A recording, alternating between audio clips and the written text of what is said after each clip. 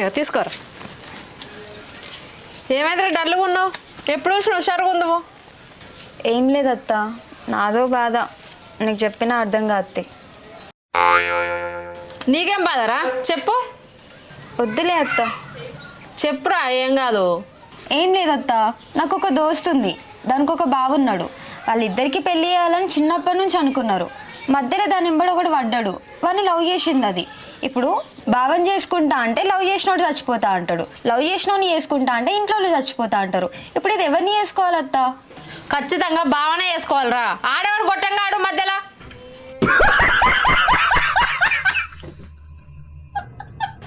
ఆ పోరికన్నా బుద్ధి ఉందారా? చిన్నప్పటి నుంచి అమ్మ నాన్న పెళ్లి చేస్తామన్నారు బావకిచ్చి, మళ్ళీ ఆ పోరని ఎందుకు లవ్ చేసింది?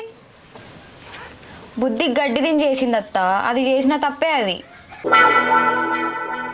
వాళ్ళ అమ్మయ్య భావనిచ్చి పెళ్లి చేస్తా అంటే ఎవడో లప్పంగా వచ్చి లవ్ చేయమంటే లవ్ చేస్తా అదిరా.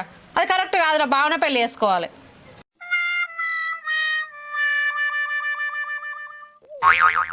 అదే అత్త, ఆ లవ్ చేసినోనికి ఎంత చెప్పినా అర్థమైతలేదు. ఊకే ఇంటి చుట్టూ తిరుగుతున్నాడంటే ఇబ్బంది పెడుతున్నాడంట.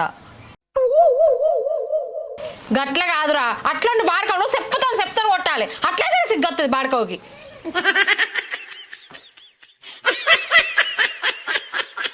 నీ దోస్తుకు సాత కాకపోతే నన్ను తీసుకోమన్నారు మా దగ్గరికి.